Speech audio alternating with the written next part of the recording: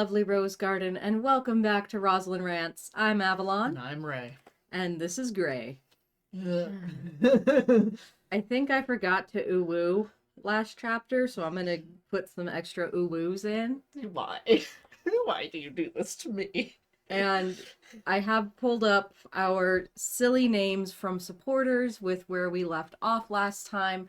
If you would like to submit silly names to replace any mention of Anastasia Steele in this book, become a supporter on Ko-fi or Patreon and join the Rose Garden Discord server.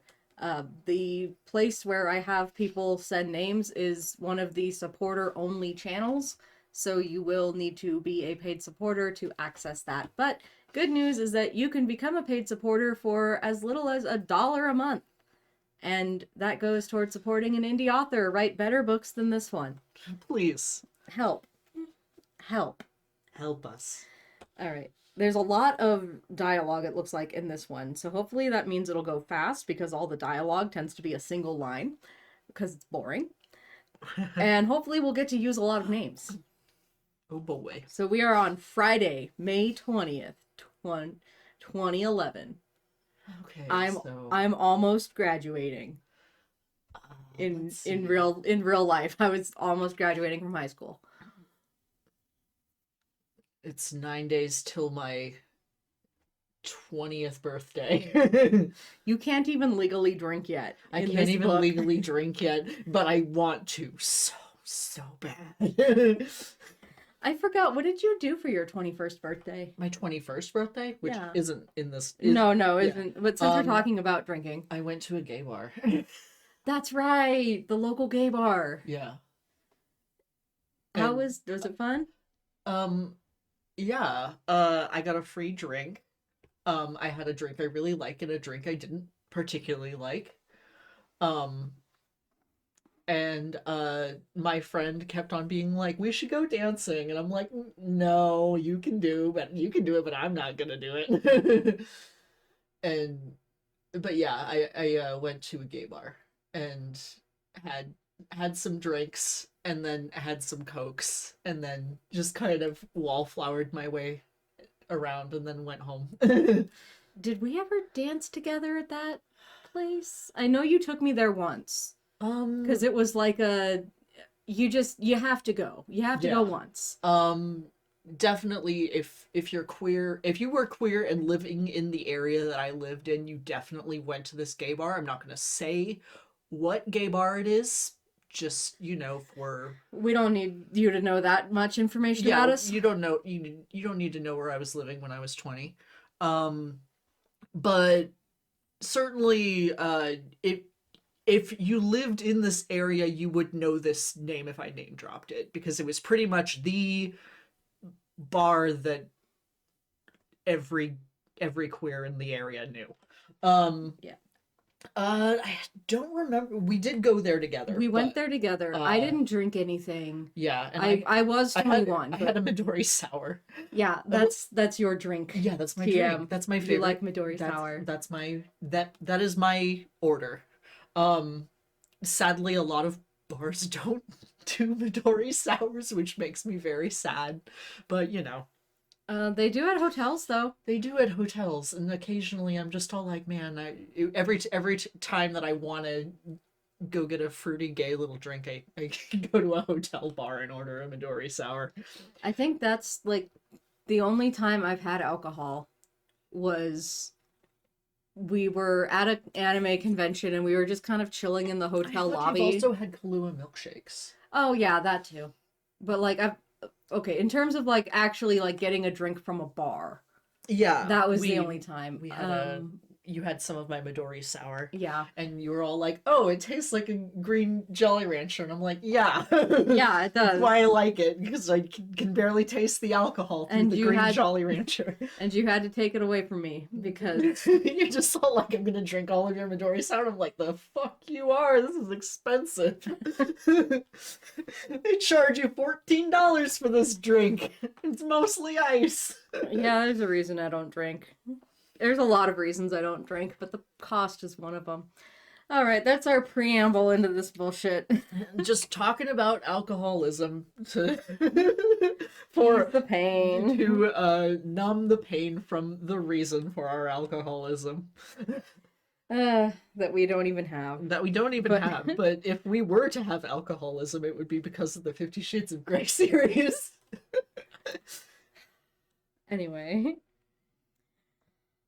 I've slept well for the first time in 5 days. Maybe I'm feeling the closure I'd hoped for, now that I've sent those books to Steven.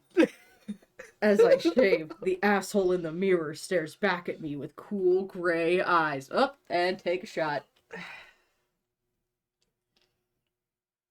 This is why we started with discussions of alcohol. So that you know we're not drinking alcohol right now, because if we were, we'd be dead. We can't do that. Fire. Fuck. Okay. I'm hoping she'll call. She has my number. Mrs. Jones looks up at me when I walk into the kitchen. Good morning, Mr. Gray. Morning, Gail. Gail. We can't let people know we sit.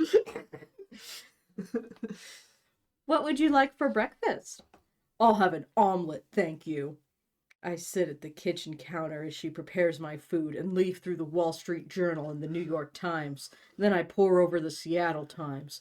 While I'm lost in the papers, my phone buzzes. It's Elliot. What the hell does my big brother want? Oh my god. Elliot? What? Dude, I need to get out of Seattle this weekend. This chick is all over my junk and I've got to get away. He's a Californian. I gotta take the 5 down to...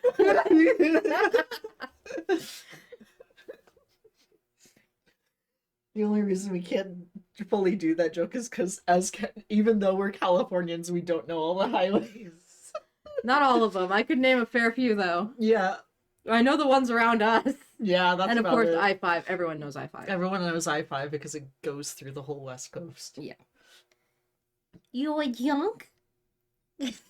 I've decided that Christian will ubu to his family. Yeah, you'd know if you hadn't. I ignore his jibe, and then a devious thought occurs to me. How about hiking around Portland? We could go this afternoon, stay down there, come home Sunday. Sounds cool. In the chopper, or do you want to drive? It's a helicopter, Elliot, and I'll drive us A down. chopper is a helicopter, you piece of fuck. Come by the office at lunchtime and we'll head out. Thanks, bro. Fucking Care Bear pose you're pulling. The only way I can do it. I have to physically move. Thanks, brah. Oh, yeah. Elliot hangs up. I'm doing my best. Your laughter is the only thing that sustains me. Elliot has always had a problem containing himself, as do the women he associates with. You are one to talk, motherfucker.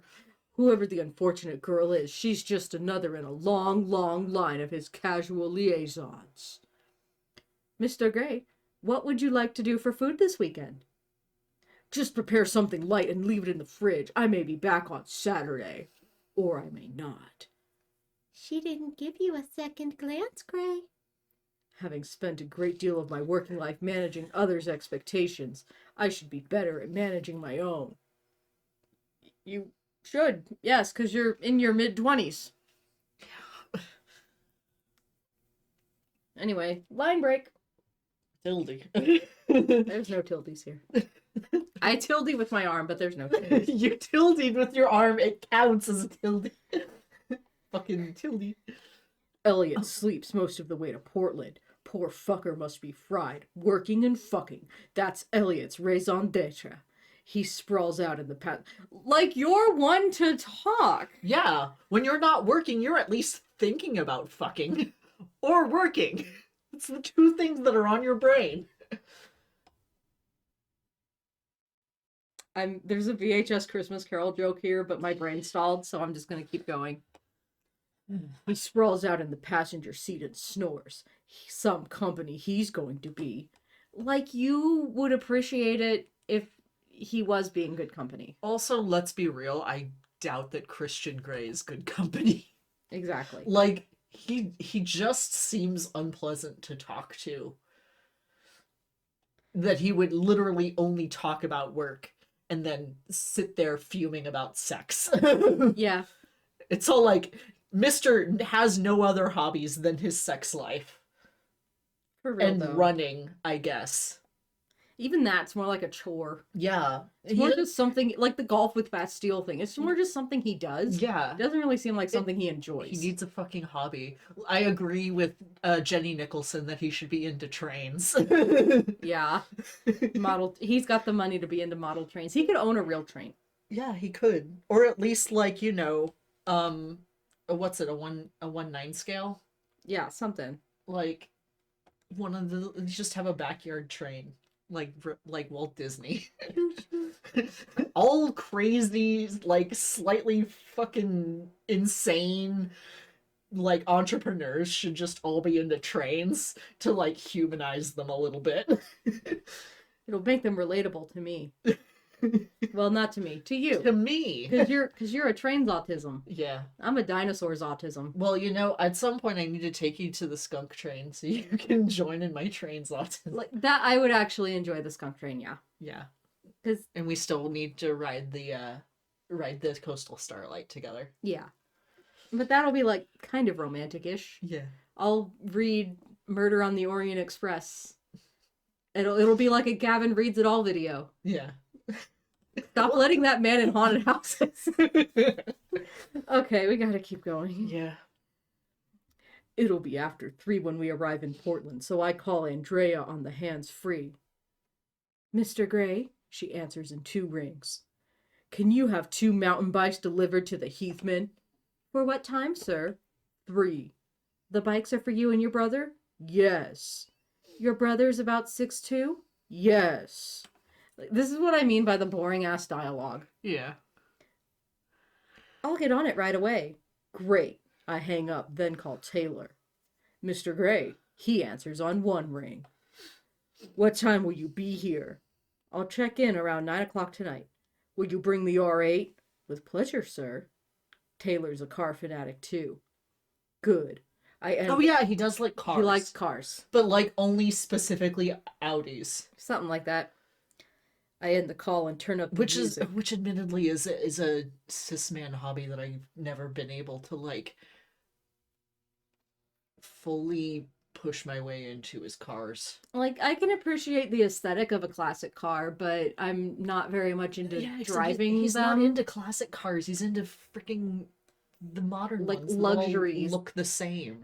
Modern luxury cars just, they don't hit. Like after a certain point, and like the quote unquote design of a car was more or less set for like aerodynamics and everything, you really don't get that many interesting looking cars. So like I do appreciate more retro cars than the modern ones. And then when you try, you get the fucking Cybertruck. See, okay, I feel like I would have enjoyed the Cybertruck a lot more if it just everything about it wasn't so horrible. Like the marketing and the guy who made it and just everything about it. I'm all like, you know what? If you're gonna go out there and if you're gonna make it like, you know, PS1 like low poly looking car, fucking go for it. That's awesome. But then you're gonna like market it, it's like, oh yeah, this is a truck, this is better than any other truck out there, you can do anything. Also don't splash water on it. Don't splash water on it or it will shut down. And then I'm just like, well, then you just went and ruined it. And also it's like, what, $80,000? Some bullshit. Some bullshit like that. It was more than that before, and now I think it's down to that. And I'm just like, well, you just ruined it. It could have been like a new dorky looking car for, you know, nerdy people who enjoy like the PS1 low poly aesthetic, and instead you ruined it. Ruined a perfectly good novelty item's what you did. Yeah. Look at it. It's pulled over on the side of the road. Look at that. Look at it. It's being towed by a truck that's supposed to be way better then. Anyway. Let's see if Elliot can sleep through the verve. I've never listened to the verb, so I think no point of reference for me. I know the verb. They did Bittersweet Symphony. Not ringing a bell. Da, da, da, da, da, da, da, Oh, da, okay, da. okay, Yeah, that one. okay. That's the one. I feel like I would sleep right through that. It's a good song. It is I a like good that song, but it wouldn't, like, wake me up. Yeah. You need to put on freaking System of a Down. Well, I mean, I wouldn't know what else they sang, because that's like, I think that's the only song offhand that I know specifically with their name attached. If I had heard other songs by them, I just didn't know it was by them. Yeah. As we cruise down I-5, my excitement mounts. Have the books been delivered yet? I'm tempted to call Andrea again, but I know I've left her with a ton of work. Besides, I don't want to give my staff an excuse to gossip. I don't normally do this kind of shit. Why Yeah, did you it's because you don't do anything. Why did you send them in the first place? Because I want to see her again. We pass the exit for Vancouver, and I wonder if she's finished her exam. Hey, man, where we at? Elliot blurts. Behold, he wakes. I mutter. We are nearly there. We are going mountain biking. We are? Yes. Cool. Remember when Dad used to take us? Yep. I shake my... It's hard to switch voices. I shake my head at the memory. My father is a polymath, a real Renaissance man, academic, sporting, at ease in the city, more at ease in the great outdoors. He'd embraced 3 adopted kids, and I'm the one who didn't live up to his expectations. You're a fucking billionaire. Maybe it's because he like has no social skills. Yeah, you He's know, just not, money's like, not everything. You just kind of act like an antisocial freak. I mean, I guess I can give this chapter this much. It is new content that we haven't seen before. Yeah. It's the brothers supposedly bonding and like talking about other relationships in Gray's life. Mm-hmm. Amazing. Before I hit adolescence, we had a bond. He'd been my hero. He used to love taking us camping and doing all the outdoor pursuits I now enjoy. Sailing, kayaking, biking. We did it all. Puberty ruined all that for me. I mean, fair. Puberty does tend to do that. But also, I'm just over here like, I mean, it like he says that he enjoys all this stuff, and like he does take Anastasia to like on like a boat later or whatever, but I've never gotten the feeling necessarily that he enjoys any of this. Yeah, it's like he does He these does things. Like, yeah, he's going mountain biking with his brother, but it doesn't seem like he's excited about that because he's still thinking, like, when it says that his excitement is mounting, he doesn't mean about, you know, being out and spending time with family, doing something he enjoys. It's about wondering if the books have been delivered so that he can have an excuse to talk to the woman he's stalking. Like, that's... If that's not what was meant, then I don't know what was. Yeah, I don't know. I figured if we were alive in mid-afternoon, we wouldn't have time for a hike. Good thinking. So who are you running from? Man, I'm gonna love him and leave him type. You know that. No strings.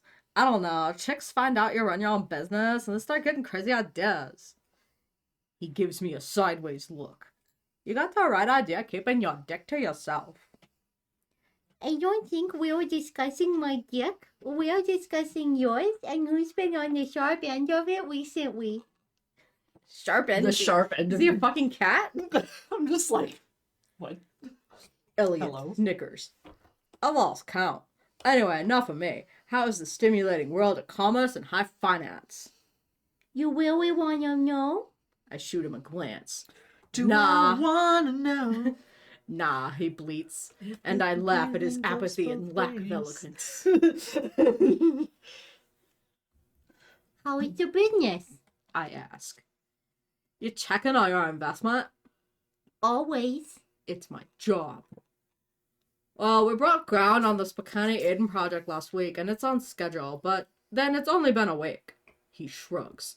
Beneath his somewhat casual exterior, my brother is an eco-warrior. His passion for sustainable living makes for some heated Sunday dinner conversations with the family. Yeah, I do recall that Elliot just seemed like a much better...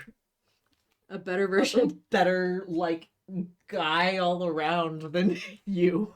Like, yeah, he sleeps around a lot, but I'm just like... I'm over here like, damn... If I had a choice, if I was in Anastasia's, like, position, I'd just be all like, so is your brother? Is he looking for steady? Yeah, is your brother looking for anybody, like, more steady? Because, I get that. Also, his passion for sustainable living makes for some heated Sunday dinner conversations. I mean, okay, your family are rich, so I get that they're probably not as left as many others might be, but, like, they still live in Seattle. It's a pretty... maybe I'm just basing this off my own family that lives in Seattle, but, like... It's a pretty left-leaning place, like... And besides, like, aren't they, like, super into charity and all that? Like, yeah... I don't know. Why would this cause some heated dinner conversations? Aren't you also eco-friendly? Yeah. And his latest project is an eco-friendly development of low-cost housing north of Seattle. Yeah, why would that be an issue for anybody? I'm hoping to install a new greywater system I was telling you about. It will mean all the homes will reduce their water usage and their bills by 25%. I feel like I'm losing the SNL California the longer I go. I don't even know what I'm doing anymore. Now you're slipping into Pedro Pascal with a brain injury. A different SNL skit. It's all SNL. It's all SNL all the way down. Impressive. I hope so. We drive in silence into downtown Portland, and just as we're pulling into the underground garage at the Heathman, the last place I saw her, Elliot mutters, "Yeah, we're missing the Mariners game this evening." Maybe you can have a night in front of your TV, give your dick a rest, and watch baseball. Sounds like a plan. Line break. Tilde. Arm Tilde. Arm Tilde. Keeping up with Elliot is a challenge. He tears down the trail with the same devil-may-fucking-care attitude he applies to most situations. Elliot knows no fear. It's why I admire him. Do you? But riding at this pace, I have no chance to appreciate our surroundings. I'm vaguely aware of the lush greenery flashing past me, but my eyes are on the trail, trying to avoid the potholes. By the end of the ride, we're both filthy and exhausted. And once again, I get no sense that he is enjoying this. That's because this is, okay, time for a rant, I guess. So, I know that a big, like, meme on social media is like, oh, male writers can't write women. Well, I would like to counter that a lot of cis female writers can't write men worth shit. And don't know how to make them, like, Interesting? act like actual men act. Like, when they're in a relaxed setting and not being attracted to women. Like, these are two brothers going out into the woods, and they're both, like, in their mid-20s. Now, I need you to think about the first thing you think that two guys in their mid-20s who are brothers would do in the middle of the woods. Beer. Yeah, beer. and fuck around and be stupid. Do stupid shit because they're in their mid-20s and they're two brothers and, they're, like, going to unwind during the weekend or something. So clearly they're gonna drink beer, and They're gonna reminisce they're about gonna old times, reminisce, which it seemed like they were starting to do. and they're gonna do something stupid. That'll probably end one of them in the hospital and the other one laughing their ass off about it. Hell, not even in their mid-20s. My dad does this shit with his brother all the time. Yeah. Whenever but- my but, dad you know, is with one of his brothers, they're gonna do some stupid shit, and one of them's going to the hospital. Yeah, but, you know, in their mid-20s, they're at that age where, you know, men still think that they're immortal and will never die. Like, so one of them is scaling a tree. Like, and the other one is just pelting him with rocks or something. Some incomprehensible men bullshit. The actual boys will be boys of it all. Yeah, like they're staying at the Heathman. I'm like, man, they should be in like a cabin. That man needs to be in the woods. They did not get a hotel room. They're going to build their own lean-to. They've decided on the way there that they're going to build a lean-to. They're going to become grizzled survivalists and are going to wind up like Because one of them, calling up the Holiday Inn at like 2 a.m. in the pouring rain. because one of them has been watching too much West Proud. Yeah. And- It's all like, dude, I know I know how to catch a fish with my bare hands. I can do this. I know how to spearfish. I know how to spear fish, bro. I can do this. I can catch a fish with this piece of tinfoil and a credit card watch. And then one of them's gonna say, bet, show me. And then they're gonna get in shenanigans. That fish is gonna go right up their ass. Either way, they're gonna be calling up the Holiday Inn at 2 a.m. being like, do you have a room? It's pouring rain out and we were in the woods trying to build a lean-to. And they're drunk. Yeah. The only reason you would call up a Holiday Inn at 2 a.m. And they're gonna get a room. It's gonna be the shittiest hotel room they've ever stayed in their life. And that is the weekend with your brother in the woods. Alright, anyway. And this is why that cis women really need to sit down and think to themselves, I gotta make this weekend real stupid. I need to write this man as dumb as he's ever been. It really, however smart your male protagonist is, if he's hanging out with his brother and they're the only two people there, cut that intelligence score in half. Yeah. You know, especially if he's not trying to impress some girl right now, because literally he's just in the woods with his brother. There's no impressing him. This man has 100% seen him naked at some point. And it's his older brother too, Yeah. so like... It's like... Listen. Anyway. You don't have to make your male love interest like sexy all the time. It's the breasts boobily of men. Like, don't try and make him intense and sexy all the time. He's not. No one is intense and sexy all the time. Most of the time we're not intense or sexy. Most of the time we're just stupid. Just let him be a goofy little goober. It's humanizing. Okay, we gotta move on. I had my rant. Okay. I feel good about it. Okay. That was the most fun I've had with my clothes on in a while, Elliot says while we hand the bikes over to the bellboy at the Heathman. Yeah. I mutter, then recall holding Rolasca talks when I saved her from the cyclist. Her warmth, her breasts pressed against me. Her breasts Her that are boobling? scent invading my senses. I had my clothes on then. Yeah. I murmur again. We check our phones in the elevator as we head up to the top floor. I have emails, a couple of texts from Elena asking what I'm doing this weekend, but no missed calls from Renesmee. It's just before 7. She must have received the books by now. The thought depresses me. I've come all the way to Portland on a wild goose chase again. You go all the way to Portland in order to spend stupid time with your brother. Shut the fuck up. But he hasn't. He hasn't done that. This is just an excuse. I know. It makes me sad. Don't you just want to spend time with your brother? Man, that chick has called me 5 times and sent me 4 texts. Doesn't she know how desperate she comes across? Elliot whines. Maybe she's pregnant. Elliot pales and I laugh. Not funny, hotshot, he grumbles. Besides, I haven't known her that long, or that often. It only takes once. You're old enough to know that. Anyway, Tilde. After a quick shower, I join Elliot in his suite, and we sit down to watch the rest of the Mariners game against the San Diego Padres. We order up steak, salad, fries, and a couple of beers. Finally, Beer! and I sit back to enjoy the game in Elliot's easy company.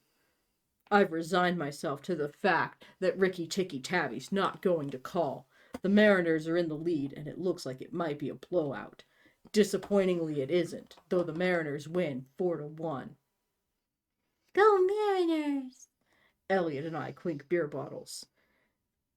As the post-game analysis drones on, my phone buzzes, and Stephen 2 Electric Boogaloo's number flashes on the screen.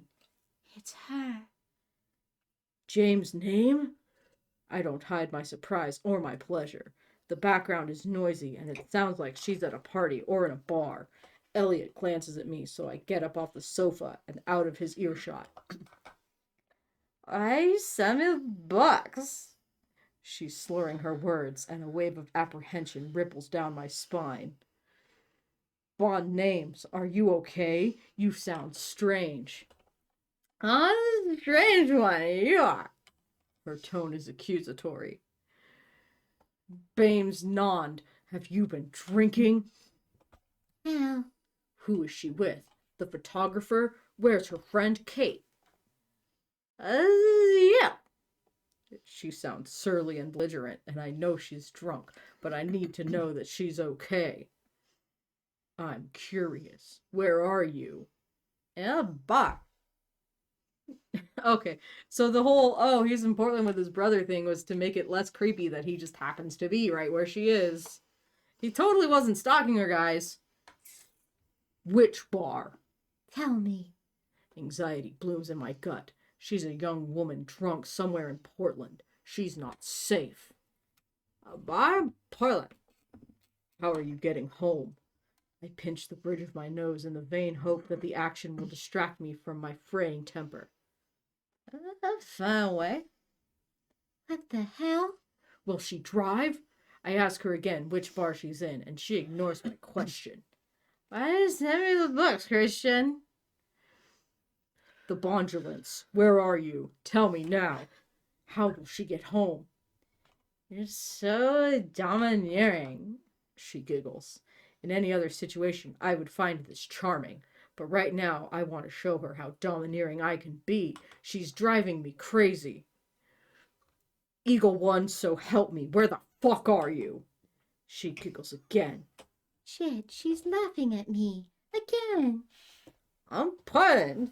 Long way from South. Where in Portland? Good night, Christian. The line goes dead. Been there, done that. She hung up on me. I stare at the phone in disbelief. No one's ever hung up on me. What the fuck? She just did, though. What's the problem? Elliot calls over from the sofa. I've just been drunk, child. I peer at him and his mouth drops open in surprise. Yeah? Yep. I press the callback button, trying to contain my temper and my anxiety. Hi, she says, all breathy and timid. Sure. And she's in quieter surroundings. I'm coming to get you. Want to add Barbara to the end of that so bad. I'm coming to get you, Barbara. My voice is arctic as I wrestle with my anger and snap my phone shut. I got to go get this girl and take her home. Do you want to come? Elliot is staring at me as if I've grown 3 heads. Yeah? Will I check? This I have to say. Elliot grabs his sneakers and starts putting them on. I just have to make a call. I wander into his bedroom while I decide if I should call Barney or Welch. Barney is the most senior engineer in the telecommunications division of my company. He's a tech genius, but what I want is not strictly legal. That's to keep this away from the company. I speed dial Welch, and within seconds his rasping voice answers. Mr. Gray? I'd like to know where currently doing that is right now. I see. He pauses for a moment. Leave it to me, Mr. Gray. I know this is outside the law, but she could be getting herself into trouble. Okay, so what Barney does isn't strictly legal, but what Welch does also isn't strictly legal. So No. Barney would be legit. Like, Barney is his engineer in telecommunications. He does not want Barney involved in something that's not legal because he works for him. Okay. Like, in his company. Gotcha. Mr. Welch is just someone he hires. Yeah, okay. So, as contractor. Yeah. That part actually does make sense. Okay. I was confused just how it was written, I guess. Yeah. Thank you. I'll get back to you in a couple of minutes. Everyone's just turning into, you don't want to go down that road. Sometimes dead is better. Sometimes dead is better. Elliot is rubbing his hands with glee and with a stupid smirk on his face when I return to the living room. Oh, for fuck's sake. I wouldn't miss this for the world, he says, gloating. I'm just going to get the car keys. I'll meet you in the garage in 5. I growl, ignoring his smug face. Tilde. The bar is crowded, full of students determined to have a good time. There's some indie crap thumping over the sound system, and the dance floor is crowded with heaving bodies. It makes me feel old. She's here somewhere. You're in your mid-20s. Elliot has followed me in through the front door. Yes, sir? He shouts over the noise. Scanning the room, I spot Catherine Kavanaugh. She's with a group of friends, all of them men, sitting in a booth. There's no sign of it happened once in a dream, but the table is littered with shot glasses and tumblers of beer. Well, let's see if Miss Kavanaugh is as loyal to her friend as if I had to pick a dude is to her. She looks at me in surprise when we arrive at her table. Catherine, I say by way of greeting, and she interrupts me before I can ask her about Eagle 2's whereabouts. Christian, what a surprise to see you here, she shouts above the noise. The 3 guys at the table regard Elliot and me with hostile wariness. I was in the neighborhood.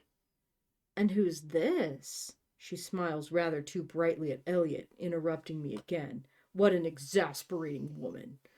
What the fuck? This is my brother Elliot. She's doing, like, the basic social, like, exchange. Bare and minimum. Like, it's like, you gotta go through the social script, buddy.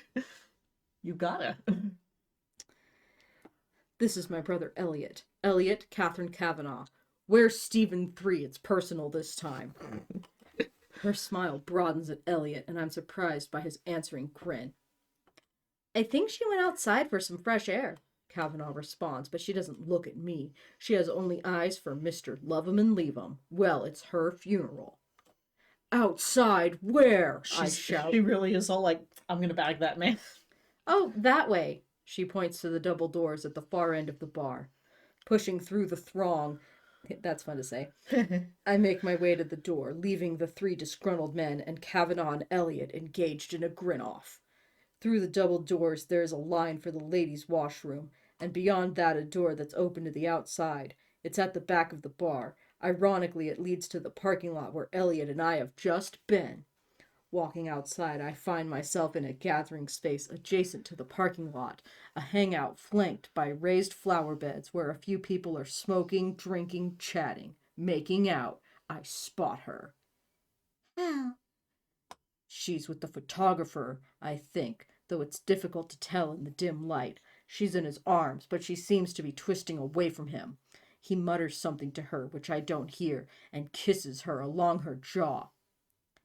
Hazena, she says, and then it's clear. She's trying to push him off. She doesn't want this. For a moment, I want to rip his head off. With my hands fisted at my side, I march up to them. I think the lady said no. The only time you'll ever care about that in this series. My voice carries cold and sinister in the relative quiet while I struggle to contain my anger. He releases Stephen for the return, and she squints at me with a dazed, drunken expression.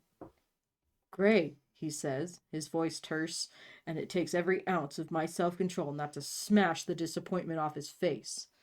Stephen 5, the revenge, heaves, then buckles over and vomits on the ground. Oh, shit. Oh shit, she's drunk. What the fuck? It's in the book, so I'm gonna say it, but I'm also gonna say that this is fucking stupid. Ugh. Dios mío, Stephen. Stevens. Jose leaps out of the way in disgust. Fucking idiot. How? How is he a fucking idiot for getting out of the way of the vomit? I feel like that's the normal thing to do. I really hate that we know he's Spanish because his name is Jose and he says stuff like Dios mío. Ignoring him, I grab her hair and hold it out of the way as she continues to throw up everything she's had this evening. It's with some annoyance that I note she doesn't appear to have eaten. You analyzing her fucking vomit in real time? Gosh. With my arm around her shoulders, I lead her away from the curious onlookers toward one of the flower beds. If you're going to throw up again, do it here. I'll hold you. It's darker here. She can puke in peace. She vomits again and again, her hands on the brick. It's pitiful. Once her stomach is empty, she continues to retch, long, dry heaves. Okay. Boy, she's got it bad. Finally, her body relaxes, and I think she's finished. Releasing her, I give her my handkerchief, which by some miracle I have in the inside pocket of my jacket. Thank you, Mrs. Jones. Wiping her mouth, she turns and rests against the bricks, avoiding eye contact because she's ashamed and embarrassed. And yet I'm so pleased to see her. Gone is my fury at the photographer. I'm delighted to be standing in the parking lot of a student bar in Portland with Master Splinter. She puts her head in her hands, cringes, and then peeks up at me, still mortified. Turning to the door, she glares over my shoulder. I assume it's at her friend. I'll see you inside, Jose says, but I don't turn to stare at him. But I don't turn to stare him down, and to my delight, she ignores him too, returning her eyes to mine. I'm sorry, she says finally, while her fingers twist the soft linen. Okay, let's have some fun. Fuck you. Fun with a drunk girl. What are you sorry for, Hatsune Miku? The phone call mainly, being sick. Oh, the list is endless, she mumbles. We've all been here, perhaps not quite as dramatically as you. Which is Fuck off. why is it such fun to tease this young woman? She's drunk and she just threw up. Not the time, asshole. It's about knowing your limits, Berry Blue Jeans. I mean, I'm all for pushing limits, but really, this is beyond the pale. Do you make a habit of this kind of behavior? Perhaps she has a problem with alcohol. Dude. The thought is worrying. She's in college. She just took her last exam. Yeah. And I consider whether I should call my mother for a referral to a detox clinic. Yeah, because that's not way overstepping, even if she does have a problem with alcohol. Like, even if she did, you don't get to do that kind of shit. You don't know her. John Arbuckle frowns for a moment, as if angry, that little V forming between her brows, and I suppress the urge to kiss it. But when she speaks, she sounds contrite. No, she says.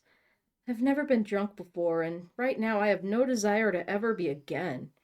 She looks up at me, her eyes unfocused, and she sways a little. She might pass out, so without giving it a thought, I scoop her up into my arms. She's surprisingly light.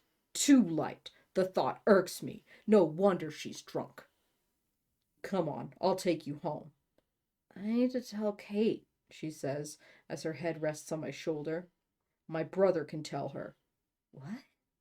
My brother Elliot is talking to Miss Kavanaugh. Oh? He was with me when you called.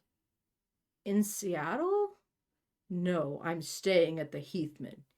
And my wild goose chase has paid off. How did you find me? I tracked your cell phone, Julius Caesar. I head toward the car. I want to drive her home. Do you have a jacket or a purse? Yeah, I came with both. Christian, please, I need to tell Kate. She'll worry. Normal? Normal Yeah, ass. like, she should be allowed to tell people where she's going. You're kidnapping her. I stop and bite my tongue. Kavanaugh wasn't worried about her being out here with the overamorous photographer. Rodriguez, that's his name. What kind of friend is she? The lights from the bar illuminate her anxious face. She wasn't worried about them because they know each other. Yeah, they're friends. Like, yeah, it's fucked up that he tried to kiss her while she was clearly too drunk to consent, but why should she not? Yeah, Kate had no reason to worry about that. Yeah, why should she expect that to happen? They know each other. They're friends. As much as it pains me, I put her down and agree to take her inside. Holding hands, we walk back into the bar, stopping at Kate's table. One of the young men is still sitting there, looking annoyed and abandoned. Where's Kate? Big Brother shouts above the noise. That's a name for Anna. That's not Elliot. Gotta clarify because his big brother actually is here. Dancing, the guy says, his dark eyes staring at the dance floor. Prince Humperdinck collects her jacket and purse, and reaching out, she unexpectedly clutches my arm. I freeze. Shit. My heart rate catapults into overdrive as the darkness surfaces, stretching and tightening its claws around my throat. Dude, what the fuck? Jesus. She's on the dance floor, she shouts, her words tickling my ear, distracting me from my fear, and suddenly the darkness disappears and the pounding in my heart ceases. Oh, I guess his arm is one of those places you're not supposed to... I thought it was just his chest that he's sensitive about being touched. What? I roll my eyes to hide my confusion and take her to the bar, order a large glass of water and pass it to her. Drink. Eyeing me over the glass, she takes a tentative sip. All of it, I command. I'm hoping this will be enough damage control to avoid one hell of a hangover tomorrow. No. No, you kind of need to be drinking throughout, I think. Again, I don't drink. I don't know very much about alcohol, but I'm pretty sure you're supposed to drink between your alcoholic drinks to avoid a hangover. Yeah, and you're also supposed to eat. Yeah, Like- that too. Definitely before you start drinking, you gotta eat. What might have happened to her if I hadn't intervened? My mood sinks. Well, Jose would have kissed her and then she would have barfed all over him. That's what would have happened. Yeah. And I think of what just happened to me. Her touch. My reaction. My mood plummets further.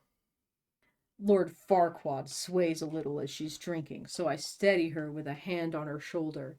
I like the connection, me touching her. She's oil on my troubled, deep, dark waters. Flowery gray. She finishes her drink, and retrieving the glass, I place it on the bar. I mean, if she just downed like a whole glass of water, she's probably gonna barf that up. Yeah. Okay, she wants to talk to her so-called friend.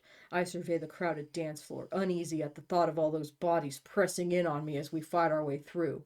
Steeling myself, I grab her hand and lead her toward the dance floor. She hesitates, but if she wants to talk to her friend, there's only one way. She's going to have to dance with me. Oh no, it's the only way. Once Elliot gets his groove on, there's no stopping him. So much for his quiet night in. With a tug, she's in my arms. This I can handle. When I know she's going to touch me, it's okay. I can deal, especially since I'm wearing my jacket. I weave us through the crowd to where Elliot and Kate are making a spectacle of themselves. Still dancing, Elliot leans toward me in mid-strut when we're beside him and sizes us up with a look of incredulity. I'm taking trying the gray stuff home. Tell Kate, I shout in his ear. He nods and pulls Kavanaugh into his arms. Right. Let me take Miss Drunk Bookworm home, but for some reason she seems reluctant to go. She's watching Kavanaugh with concern. When we're off the dance floor, she looks back at Kate, then at me, swaying and a little dazed. Fuck. By some miracle, I catch her as she passes out in the middle of the bar. I'm tempted to holler over my shoulder, but we'd be too conspicuous, So I pick her up once more, cradling her against my chest, and take her outside to the car. Christ, I mutter as I fish the key out of my jeans and hold her at the same time. Amazingly, I manage to get her into the front seat and strap her in. Animated veal. I give her a little shake, because she's worryingly quiet. Analyzed meal. She mumbles something incoherent, and I know she's still conscious. I know I should take her home, but it's a long drive to Vancouver, and I don't know if she'll be sick again. I don't relish the idea of my Audi reeking of vomit. The smell emanating from her clothes is already noticeable.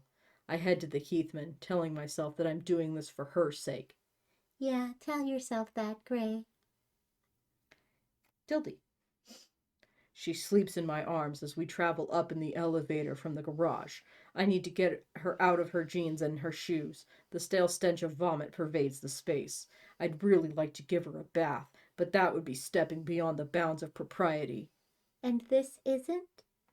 In my suite, I drop her purse on the sofa, then carry her into the bedroom and lay her down on the bed. She mumbles once more, but doesn't wake. I briskly remove her shoes and socks and put them in the plastic laundry bag provided by the hotel. Then I unzip her jeans and pull them off, checking the pockets before stuffing the jeans in the laundry bag. She falls back on the bed, splayed out like a starfish, all pale arms and legs, and for a moment I picture those legs wrapped around my waist as her wrists are bound to my St. Andrew's cross.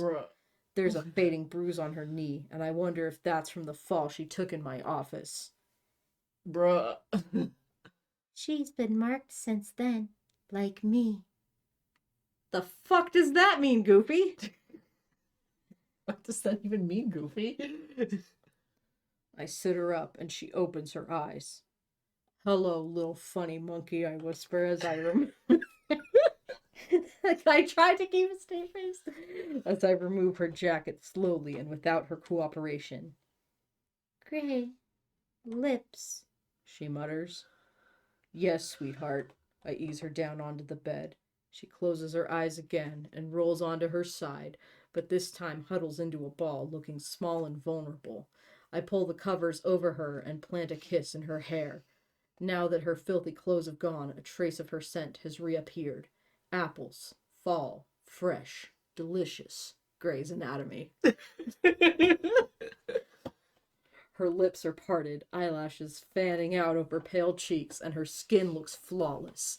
One more touch is all I allow myself as I stroke her cheek with the back of my index finger. Sleep well, I murmur, and then head into the living room to complete the laundry list. When it's done, I place the offending bag outside my suite so the contents will be collected and laundered. Before I check my emails, I text Welch, asking him to see if Jose Rodriguez has any police records. I'm curious.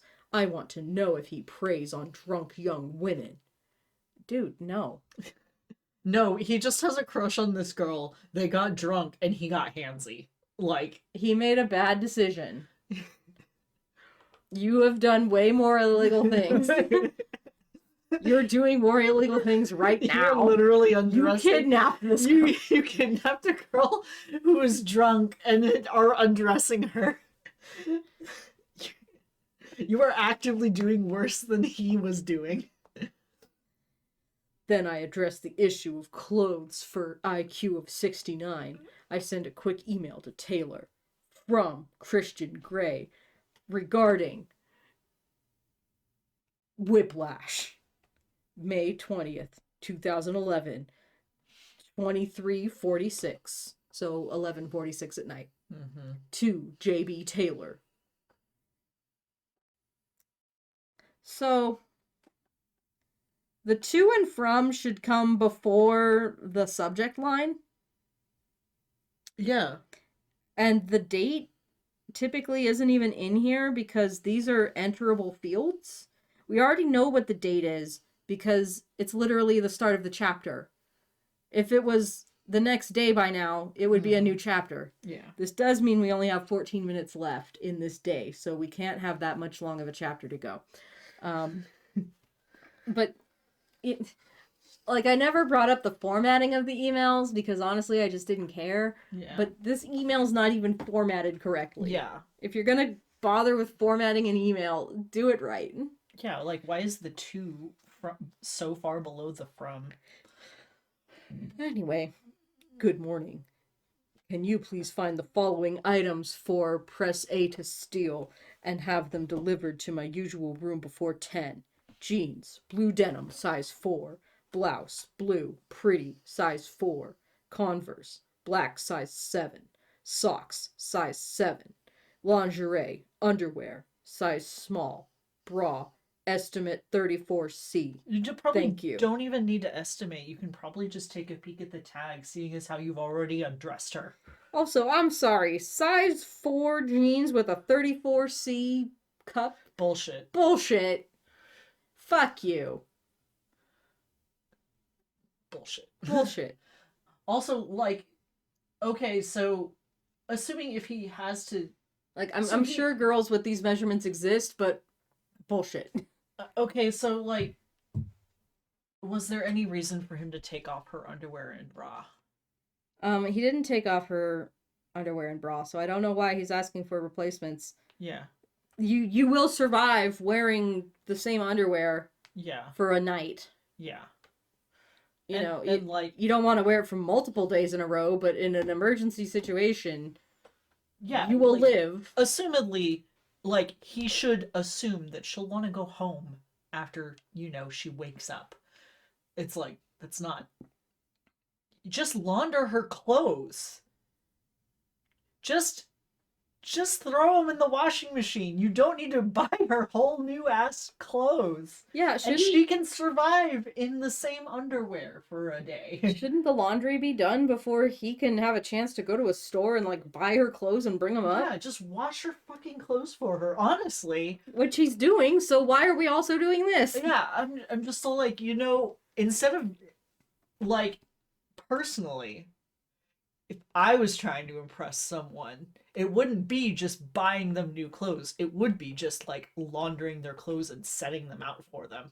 Yeah. That's intimate and nice. And fucking off so you're not there when they wake Yeah. up in their underwear. Yeah. Anyway, Christian Grey, Just, like, CEO. leaving a note explaining what's going on. And being being a fucking- human being. being fucking normal. Well, I about mean, it. if you were being a fucking human being, you wouldn't have done this in the first place. Yeah. But Christian Grey, CEO, Grey Enterprises Holdings, Inc. Once it's disappeared from my outbox, I text Elliot. Fleshlight with googly eyes is with me. If you're still with Kate, tell her. He texts by return. Will do. Hope you got laid. You so need it. She's drunk. His response makes me snort. I so do, Elliot. I so do. I open my work email and begin to read. All right. And that's it.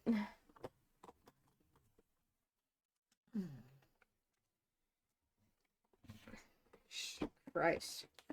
After that goddamn chapter, maybe I need to get laid. I have it on roll play. Oh, okay, great. All right, well, that's the end of that. One of the more notable scenes, I guess, from 50 Shades of Grey, the bar scene. Again, it's not better when you have it from his perspective. The only thing that's really explained is that why he was in Portland. Yeah. But even that doesn't really do anything because, again, he only suggests to Elliot that they go to Portland so that he can be in proximity to her. So nothing has changed from what we would have expected previously, which was that he was stalking her, because he is stalking her. Like, adding context to this doesn't actually fix any of the issues. If anything, it kind of makes it worse, because now he's kind of roping his brother into it. Like, oh, it's bad. It's bad all the way through. But that's another chapter done that we don't have to worry about. Hope you enjoyed listening. Please leave your comments in the comment section where they go, obviously. And if you want to submit more silly names, please become a supporter on Patreon or Ko-fi. Links are in the description. Keep growing till next time, Rose Garden. Bye-bye.